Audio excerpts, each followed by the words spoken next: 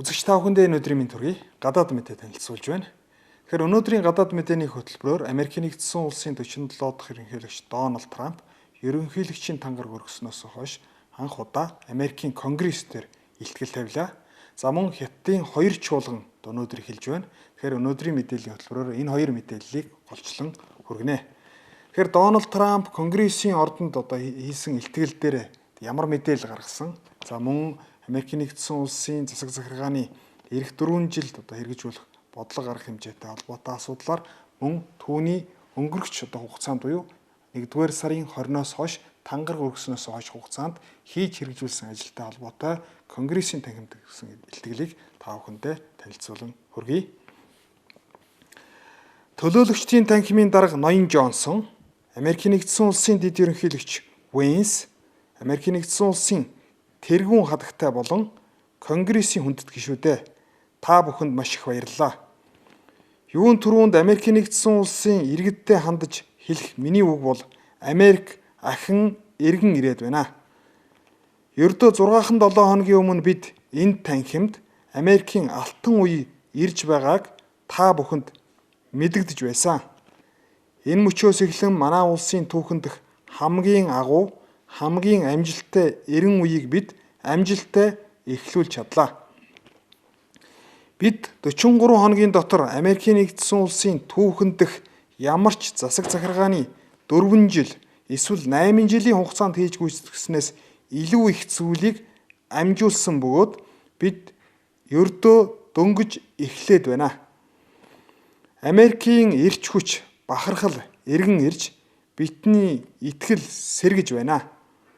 Америк мөрөөдөл урд өмнө нь хизээч байгаагүйгээр тод том руу илүү хүчрхэг болж байна. Америк мөрөөдөл хизээч зогсох ёсгүй.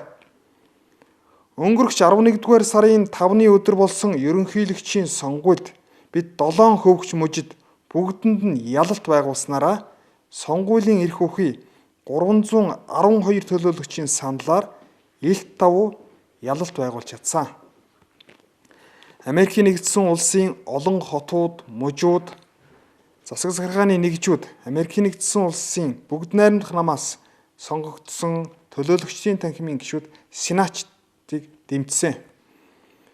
Миний өмнө сууж байгаа ардчсан намынхан ганцхан өнөө шөнө энэ танхимд бидэнтэй нэгдэж хэдхэн хоногийн дотор бидний бий болгосон Америкийн олон гайхамшигт холилт амжилтыг бидэнтэй хамтдаа яагаад бахархаж тэмжилж болохгүй гэж.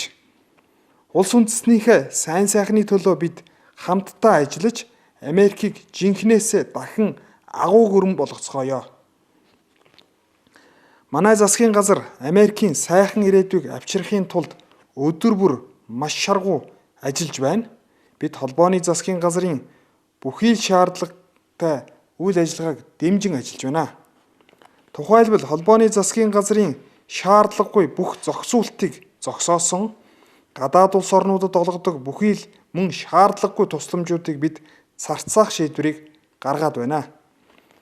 Бид ногоо нэртэй шин төрлийн ловрийг таслан зогсоосон, дэлхийн бусад улс орнуудаас олигтой мөнгө гардгүй мөртлөө Америкийн нэгдсэн улсаас асар их санхүүжилт олгож буй хэдэн тэрбум долларын хохирлыг бид зогсоож чадлаа. Парисын уур амьсгалын хэлэлцээр нэртэй шудраг бус хэлэлцээрээс бид Америкийн нэгдсэн улсыг гаргалаа. Бид авилгад идэгдсэн Дэлхийн эрүүл мэндийн байгууллагаас Америкийн нэгдсэн улсыг гаргасан. Мөн бид Америкийн эсрэг үзэлтэй нэгдсэн үндэстний байгууллагын хүний эрхийн зөвлөлөөс Америкийн нэгдсэн улсыг мөн гаргаад байна. Бид Байдны байгаль орчныг хамгаалах нэртэй бүхий л хориг саад хязгаарлалтуудыг таслан зогсоосон.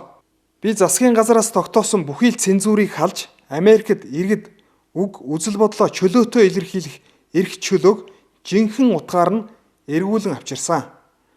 Эмч, нэгтлэн бодогч, хуульч, нислэгийн удирдлагын мэргэжилтэн байна уу хинч бай арьс өнгөөр болон хүйсээр үл ялгуурлан гадуурхагдаж ердөөл ур чадвар мэргэжлээр ажилд орж ажилдаа нь дэвшиж бүрэн боломж нөхцөлийг бид бүрдүүлэх ёстой. Үүний төлөө бид ажиллах болно. Эмэгтэйчүүдийн спортод зөвхөн эмэгтэйчүүд л өрсөлдөг байх энэ тогтолцоог бид бүрдүүлсэн. спорт шударга байх ёстой гэсэн зарчмыг манай засгийн газар баримтлан ажиллана. Үүний төлөө бид бодлого шийдвэрээ гаргаж танилцуулаад байна. Өмнөх засаг захиргааны алдаатай бодлого нь эрчим хүчний үнийг өсгөж, өргөн хэрэглээний бараа, хүнсний бүтээгдэхүүний үнийг нэмэгдүүлсэн. Сая Америкчүүдийн авдаг цалин урамшуул нь тэдний амьдралын хэрэгцээг хангах боломжгүй болгож, сүүлийн 48 жилд байгаагүй хамгийн их инфляцид бид идэгдсэн. Гэхдээ бид үүнийг засахын төлөө өдөр бүр идэвхтэй ажиллаж байна. Манай засаг захиргаа Япон болон бүгд найрамдах Солонгос улс бусад улс орнуудаас хэдэн их $80 хөрөнгө оруулалт татах замаар Алиасагт байгалийнхын авраг том хийн хоолой барих төслийг хэрэгжүүлэхээр ажиллаж эхлээд байна.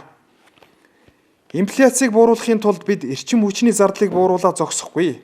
Татвар төлөгчдийн мөнгийг дэмий үрдэг байдлыг таслан зогсоох, ингэхийн тулд засгийн газрын үр ашигтай байдлыг хангах шинэ албыг байгуулж чадсан. Энэ ажлыг удирдан зохион байгуулж буй Илон Маск маш сайн ажилласан. Гренландын арал бол Америкийн нэгдсэн улсын үндэсний ашиг сонирхлын үүднээс манай улсын үндэсний аюулгүй байдлын талаасаач түүнчлэн дэлхийн дахины аюулгүй байдлын үүднээс бидэнд хэрэгтэй. Америкийн нэгдсэн улс исламын алан хядагч бүлэглүүдийн эсрэг хүчтэй тэмцэнэ. Хоёр дахь орондын газын зурст барьцаалагдсан Америк иргэдийг эх орондоо эргүүлэн авчирч байна. 2017-оос 2021 оны миний анхны бүрэн эрхийн хугацаанд бид Авраамийн хэлэлцээрт гэгч шинэлэг маш инх тайванч энэхүү хэлэлцээрт хүрч чадсан. Одоо бид энэ бүс нутагт илүү амар амгалан сайн сайхан ирээдүг бий болгохын тулд энэ туршлага дээр тулгуурлан ажиллах болно. Би бас Украиний аимшигт мөргөлдөөнийг зогсоохын төлөө уйггүй ажиллаж байна.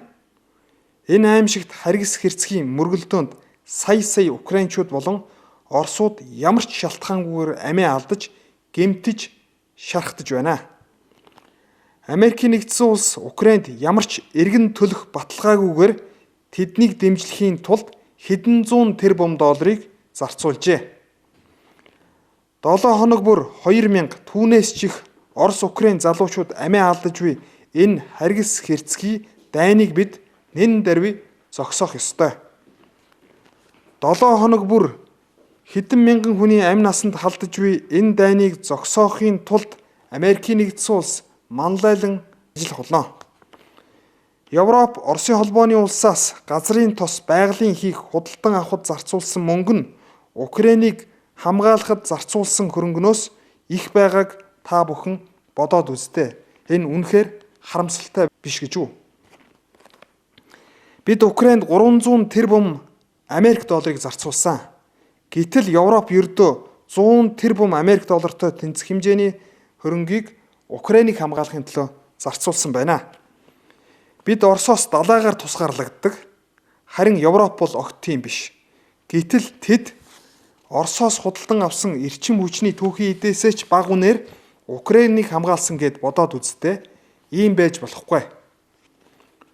Өнөөдөр өглөө би Украины ерөнхийлөгч Володимир Зеленскийгээс нэгэн загтал хүлээн авлаа. Уг загталд Украин урт хугацаанд инх тайвныг тогтоохын тулд аль болох хурдан хилцээрийн ширээний ард суухад бэлэн гэдгийг тус загталд дурджээ. Америк Украинд үргэлж тусалж манай улсын тусгаар тогтнол бүрэн эрхт байдлыг хамгаалахын тулд хичнээн их зүйлийг хийснийг үнэхээр өндрөөр үнэлж байна. Украиний ашигт малтмал аюулгүй байдлын тухай хэлэлцээрт Украин улс гарын үсэг зургад хизээд бэлэн байх болно гэдгийг Зеленский надад илгээсэн загталтаа дурджээ. Түүнийг энэ загтлыг надад илгээсэнд би талархаж байна. Би энэ загтлыг тун саяхан өнөөдөр өглөө авсан.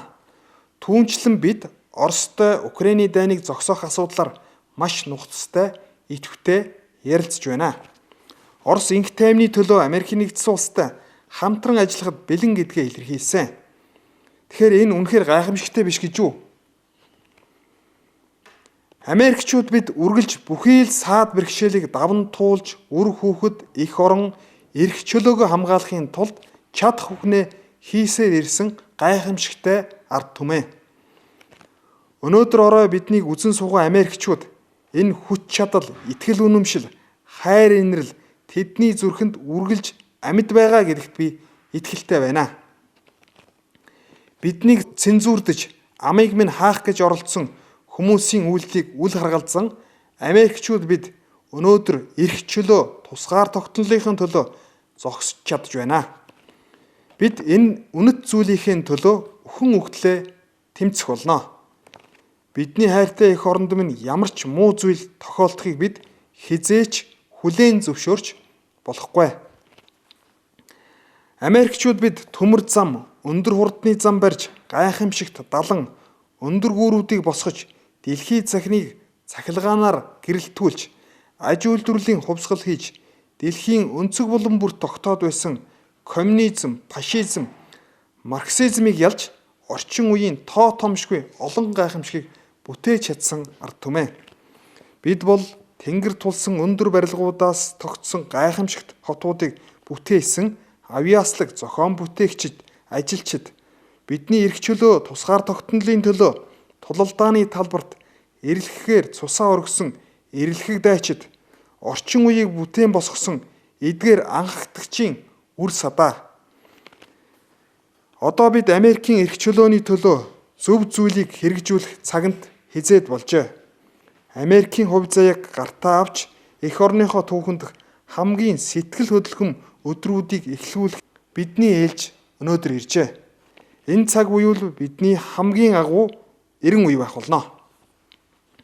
Бид эх 4 жилийн хугацаанд энэ үндэстнийг улам хүчрхэг болгож энэ дэлхий дээр урд өмнө хизээч байгаагүй эрх чөлөөтэй хамгийн өндөр хөгжсөн дэвшилтэд хүчрэг соёл иргэншлийг бий болгох болно. Бид амьдралын дээд зэргийн чанар стандартыг бий болгосон дэлхийн хаанч байхгүй хамгийн аюулгүй, чинээлэг, эрүүл, хамгийн гайхалтай нийгмийг цогцлон бүтээнэ.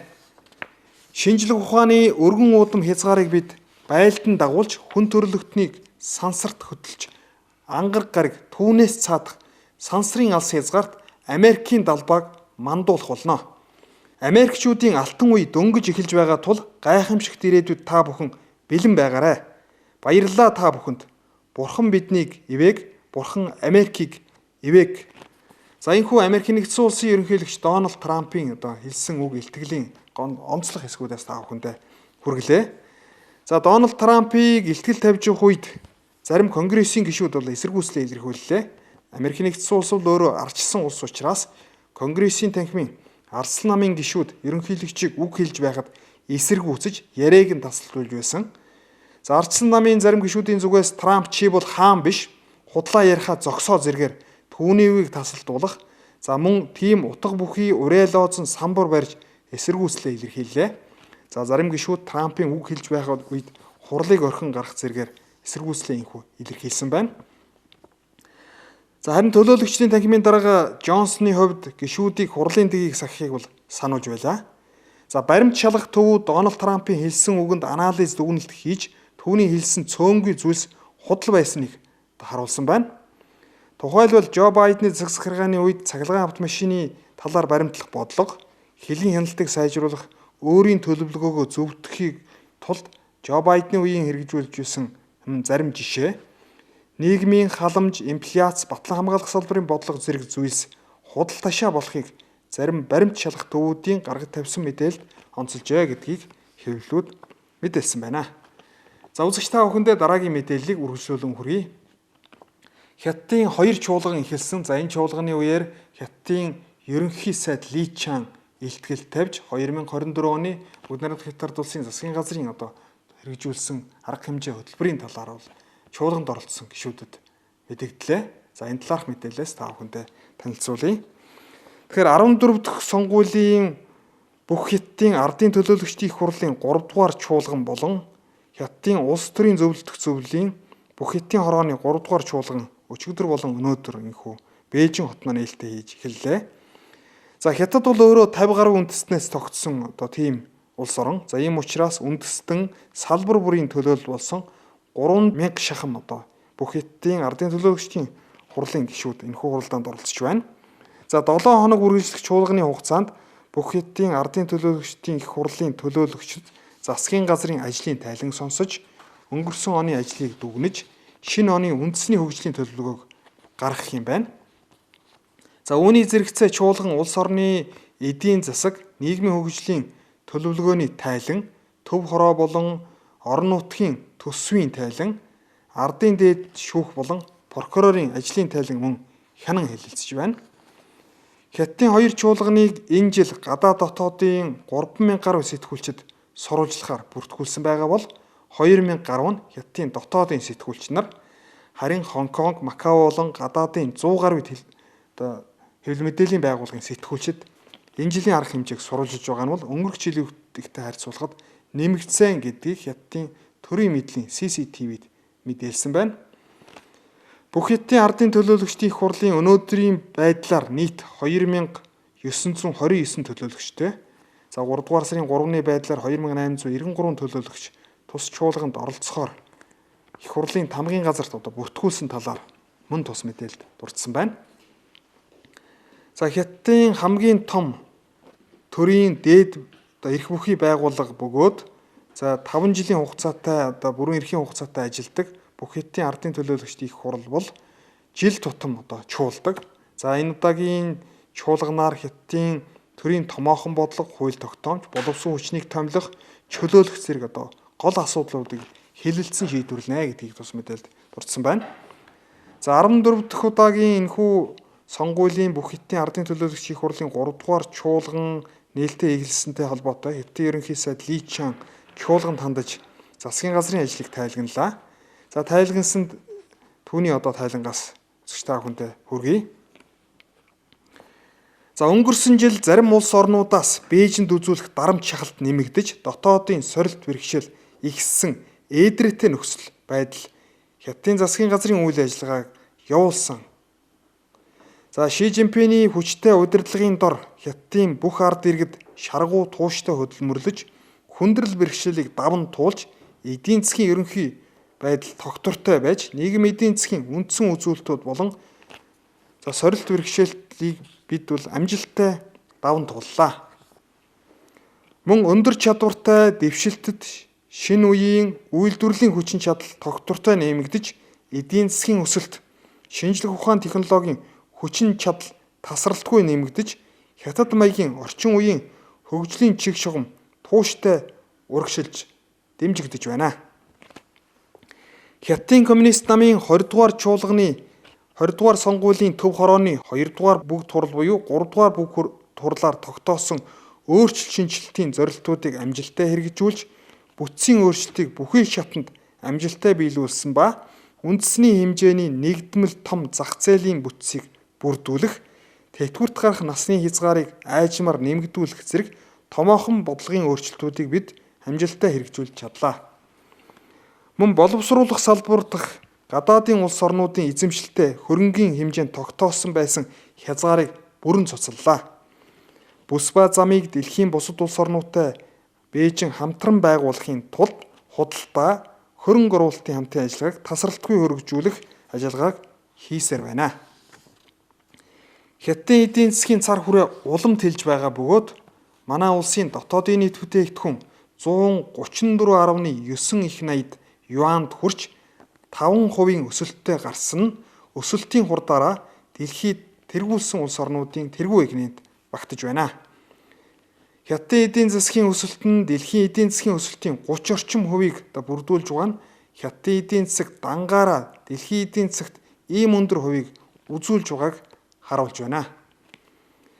Энэ онд хүлээгдэж байсан эдийн засаг нийгмийн томоохон гол үзүүлэлтүүд Хятадын дотоодын нийт бүтээгдэхүүний өсөлтийг ойролцоогоор 5% хөргөж, хот хөдөөгийн ажилгүйдлийн түвшинг ойролцоогоор 5.5%-аар бууруулах, шинэ ажлын байрыг бий болгох санаачлагын хүрээнд Бээжингийн хэрэгжүүлж байгаа бодлого арга хэмжээ амжилттай хэрэгжих, үүний хүрээнд 12 сая гаруй ажлын байрыг шинээр нэмэгдүүлэх зорилтыг хэрэгжүүлэн бид ажиллах болно.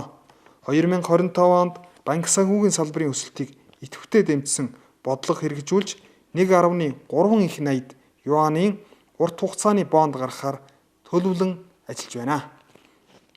За энэхүү Хятадын ерөнхий сайдын тавьсан илтгэл болон за Хятадын энэхүү хоёр чуулган хэлсэнтэй холбоотой мэдээлэлс та бүхэндээ хүргэлээ.